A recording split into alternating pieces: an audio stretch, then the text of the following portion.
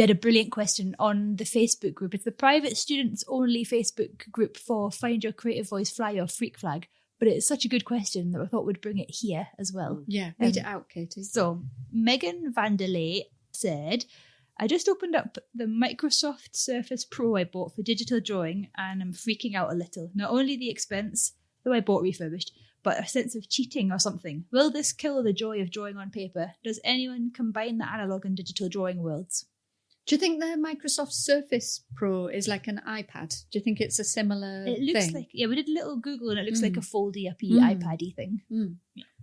Oh, it's so good. What a brilliant question. What's the last bit of it? Does anybody combine analog and digital? Yeah. Everybody. Yeah, we're all doing it. Yeah, everybody. Well, obviously not everybody, but it's so common. Lots of people do. I do. I like to draw on paper, scan in the layers, and then put it into Photoshop or Affinity.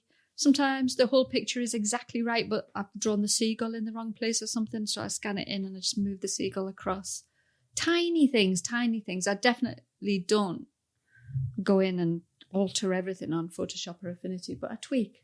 We all do, don't we? We all do, yeah. I find it way easier to plan with pencil on actual paper, like plan, have ideas, but then take a photo of it and whap it into my iPad and then do it from there. But yeah, if you can copy that composition perfectly, somehow there can be a warp that goes on when you start off by drawing either on a tablet or in Photoshop on your screen. I mean, personally, I use Wacom tablets, so you're doing that kind of indirect way of drawing on a pad but looking at the screen, and it's not ideal. When I enviously look at everyone on Procreate with the amazing Apple Pencil that's so much, I think it's way more sensitive than the Wacom, but it's what I've got used to, and the Photoshop interface, and I've always worked with it. But it would be a mix of either using Photoshop brushes to replicate the way I painted and drew, or scanning in textures like you were doing, and layering it and using multiply layers. There's so many things you can do that help you build up a picture that's perhaps quite complex. And if you were doing all that in watercolour, a scene with 10 people in it in a street, there's so much that could go wrong. And that image would then be ruined by, I don't know, a drip of ink, or so. You'd have to lay paper on top to repair it. But once you've scanned it in and you can kind of start to finish off things, move things around a bit, change some of the colour hues and stop things being, either if the colour's a bit flat and you want to make it more punchy or you want the contrast, there's a lot you can do in Photoshop to help that. It's all by degrees, isn't it, as well? I've done whole books completely on paper with absolutely nothing digital on. I've done whole books entirely digital with nothing on paper and everything in between. So I think it's completely up to you. It's just another tool, isn't it? You drawing with a Wacom pencil or an Apple Pencil or scanning your drawings in. It's just another tool. It's not cheating. It's not cheating. That was part of definitely. her question, wasn't it? I think it's easy to feel like that, especially if you've had it drummed into you, like, oh, you've got to draw fill sketchbooks, which is really valuable and important. But then when you get to, there's nothing wrong with drawing digitally. No, and also in terms of being paid for your time, you've got to find a workflow that makes the most of that. And there's, digital interfaces make that so much better. I mean, I remember Marion Ducharge showing me when she was doing her Bob books, and Bob is quite a simple character, just made of a few elements. She paints out a few bobs, and then she paints out lots of legs and feet and different heads and eye positions and things like that, and then kind of puts them all together so that the book is a lot easier to do, because she can just use bits of different leg positions to show Bob walking or kneeling or jumping without redrawing him from scratch every single time. And that makes total sense, doesn't it? I think when you say handmade versus digital, I always want to find another way of wording that, because if you're making something digitally, it's still handmade, because even if you're holding a Wacom pen, it's still your hand and your eyes and your brain. So it's not handmade versus digital. It's just, shall I use a tool on paper or shall I use a tool with a screen? Seems like a better way of wording it. Might cut out the guilt, because it's still you, your brain, your eyes, your hand. And you still have to you still have to have skill, don't you? Because I know we've talked about colour in the past, and you see when somebody starts using the iPad, if they haven't got colour going on, because you've got a choice of every single colour on that disc, you could get some horrible colour things going on. Tanya's made a workshop on our freebies page, by the way, for a colour workshop, and it's called the Genius Colour Workshop, I think, and that'll help you get your head wrapped around colour. I keep thinking, I'd love to do a link between the colour workshop where we work with paint, with just 2 colours and white paint. And because that constraint, analog constraint, as you're saying, Katie, it creates really interesting work because you have a certain amount of it's a lack of choice. Whereas once you're on screen and you can use any colour in the world and your palettes go completely haywire. But I'd love to do a digital version of that paint thing. I've seen people say that they've done the colour workshop using actual blobs of paint to get their colours. They've taken a photo of it and then used the colour picker tool in Procreate to use the colours that they made analog. But it would be so cool to do an iPad one or a digital version. It'd be pretty easy to do it as well. How would you do it? You just use multiply layers, wouldn't you? You pick 2 colours and overlap them and then do the transparency. That's what I did when I transparency. made a book on Procreate. I just chose 3 colours on Procreate, never used a different colour on Procreate, and I just made layers that overlapped and had different transparencies so that you could have a tiny bit of blue overlapping a quite dense yellow, so then you would get a very like limey green, or then I would maybe up the transparency of the yellow and make the blue dense, and then you get a very bluey green. Yeah. So it's the same theory as you do in your colour workshop with tubes of paint, but digital. We should definitely do a workshop. That would be great to do the digital version of the colour workshop. But it brings that thing back to choice as well. Like you could go crazy with the brushes and use a mixture of way too many brushes in an image, which would stop it feeling, I can't think of the word, just designed and planned. Wouldn't hang together. You definitely need to choose your favourite brushes and stick to them. Yeah. And sometimes playing around with the sensitivity and the pressure, because I see a lot of people, like when they try to do graphic recording and scribing, they'll have a pen where it's like got a very tapered end. It looks like you'd never use a brush pen like that drawing in real life. You'd use like a nice chunky inky pen, like like a Posca pen or something that just abruptly ends. It doesn't taper off, and things like that. You can go into your brush settings as well. So I download brush, like the Vivian Milderberger brushes are brilliant, and she's just brought some out this new year. I've just downloaded them. They look amazing. But sometimes I will download some brushes and they don't, not her brushes, but some brushes don't feel quite right. And you can go into the settings of the brushes and you can adjust how they feel and then practice drawing with them. And you can come up by doing that your own brush. Because I think one of the problems is you see work made on Procreate and you can actually recognise the brush. Yes, that's awful. And that's disappointing. It's a bit like, when you got electronic keyboards and they had certain sounds on them. You could recognise a sound in a song, like, they've just used that sample. Yeah. But it's all back down to being kind of clear and rigid about choices and almost replicating your studio. Say you've only got 4 decent brushes and you keep going back to the same 4 brushes, and you've got some tubes of paint, but you really love that same tube over and again, and you keep mixing it with other colours. Because of the lack of choice or the lack of infinity in choice in your studio, you make much more cohesive images. And it can, on Procreate, you can just go nuts, or on Photoshop. So you spend the first 6 months trying out every single thing, making chaotic images that don't seem to have a design or visual decision taken about them, and no rules applied to them. I feel like you've got to use the same rules that you use on paper. So if you get an image down, don't keep going back in and overworking it. Live with the things that went wrong in the picture, because they probably do something important emotionally to the drawing. Don't zoom in. Don't really zoom in on one area and draw in detail in that area and then pull back out, because your eye will always be drawn to that little bit where you did a very, very detailed bird with a smaller pen. It looks completely different to the rest of the picture. Yeah. You need to keep a brush library and a colour library. So when you go back to say you did something for a client or for yourself, it's a set of images, and then you want to add to that, you have to remember what the brushes were that you used and what the colour. It's easy to use the colours because you just eyedropper them again and set up a new palette.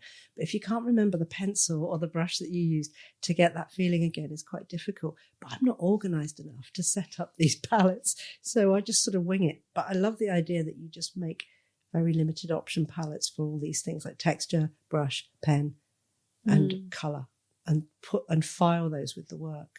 Yeah, I suppose it's going to be easier if you're going from traditional to digital.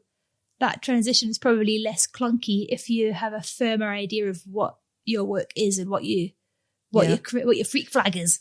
and what your Yes. creative voice is, rather than going into the iPad and being like, what am I doing here? Because that's when I feel like you get the crazy rainbow drawings and horrible brushes and stuff. But then, I don't know, maybe if you're starting out on the iPad or digital with Surface Pro, whatever it is, figuring out your creative voice from there. Do you think it's harder because you've got more choice? Yeah. Yeah, so. I think wouldn't it's go much near it. easier to start on paper and really, really play on paper and kind of work out what your work is.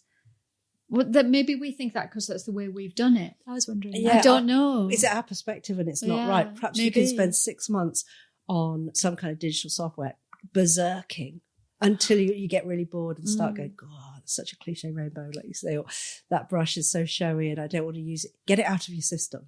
And then, but if it still presents you with so much choice, and if you haven't learned how to limit choice to create a strength to your voice, it's much easier to do that with paper and But there paint. must be so many students coming out of art school who just went digital immediately and have done everything digital, and we probably have seen their work and love it. Yeah. So maybe we had endless choice when we went in the art shop. You know, I don't know. It's really interesting. But you can see people who, have always been digital and they do have these clear design ideas. Like you can see on an Instagram, they've used the same palette for at least a year. Like, whoa, good on you. Look, you've decided what it is you like. You've kept to it. You've used the same texture in combination with something else. So it's a kind of, I think graphic designers are very good at thinking like that because they know that they have to figure out what 3 fonts have been used on a project, what 2 or 3 colours. So there's those limitations. If your brain can think like that, it's okay. But it's just tempting to get all the toys in the toy shop and use all of them at once on the same picture. Yeah, I feel like the iPad is less forgiving as well. Maybe like when you're messing around in a sketchbook, it's a bit more But then again, maybe I do just think that because from a time before iPads were useful for drawing on, like sketchbooks. So there's that AI thing as well, that, sometimes there's AI and digital painting sometimes has that fuzzy sheen. Well, it's too perfect. Yeah, it's like you can smell it in an image. I think my eyes just crave handmade. And by that I mean, I don't just mean stuff on paper, but I mean handmade digitally or on paper. But you can really see the human in it. Yeah. Really, really crave that. I read this end of year review from Bright Agency where they were addressing the AI question. And they said it's going to be quite difficult for people who produce very highly rendered, highly coloured, realistic it could be fantasy realistic imagery, because that's what AI is eating up at the moment. And clients are really looking for a lot more hand-drawn imagery, whether, again, that could be on Procreate and it's the way you draw. So there is a kind of return to that human mark and fallibility and, rather than hyper-polished stuff, which is going to struggle. Yeah, it's good to rebel against the AI stuff. Yes. Does our, sorry, I've forgotten her name, our letter writer, does she also ask if it'll take the fun out of her work? Ooh, maybe. I think she did. Let's see. That's really interesting because I got really into working digitally and found it a lot of fun while I was learning it, and then made a book on it using just my iPad. And then afterwards thought, actually, I don't think I enjoyed that as much as being in my studio with the rain pouring on the window above my head, dog at my feet, pieces of paper, paint. It wasn't the same experience. I felt a bit headachy and dizzy from being on my screen too much. It's nice to be unplugged, isn't it? Yeah, for me, it did take, even though I love it and there's so much great about working digitally and I like the results you can get, did take some of the fun out of it for me, and I went back to paper. Yeah, Megan did say, will this kill the joy of drawing on paper? So it's the opposite. Maybe it makes the joy of drawing on paper more joyful because like when you get an ebook and you get excited about having a Kindle, but then when you go back to a real book and you can sniff the pages and smell the ink, you're like, oh, it's so good. It's so surprising that she asked that question in that direction. Yeah. I think I'm a bit muddled. Is she saying, would I lose the joy of paper if I love the digital? Is that what she said? That's what I thought she said. There's okay. a sense of cheating or something. Will this kill the joy of drawing on paper? Does Ah. anyone combine them? Wow, no. No, I don't think it'll kill the joy of paper. Does Quite anyone the do that? reverse. Yeah, no. I don't think you can kill the joy of drawing on paper. It's not possible. It's always joyful. The answer is no. Yeah. I could really do with an art club right now. Yeah, right now. Yeah, me too. Because it is just to suddenly draw on paper for playful reasons. So good. It is a revelation when you've been slogging away doing vectors on a screen. Or Sliding around on that glass screen and it's like, ugh, Yeah, exactly. frying your eyeballs. Just accidentally getting some cheap paper and the ink spreads all over it because it's not very good quality. Oh, lovely. Yeah, accidents. You need to be able to keep the accidents. If you go digital, you need to keep the accidents and don't edit them out. Yeah. Actually, once I worked on the computer for so long that when I was out driving and I nearly had an accident, I thought, well, don't worry, I'll just do Apple's egg. Come on, Zed. Come on, Zed. Come on, Zed. Yeah. Terrible. I was like, I've been taken over by the That's so funny. Apple undo. Yeah. And you think everything can be undone. So if you're making work with a continual undoneness, your perfectionism and your, bit of inadequacy or imposter syndrome, you could spend a whole day just doing Apple undo and end up with one line on a piece of paper, as opposed to the commitment to drawing a mark that can't be undone. Wow, I want to go and do that right now. Yeah. So we could talk about this for hours. Yeah. But in answer to your question, lots of people combine it and no, it won't take the fun away from drawing on paper. And it's not cheating, Yeah, but it is a tool. And you might get bored of it as well and just go back to drawing. Yeah. And it's all fine. Okay. Okay, bye. Bye.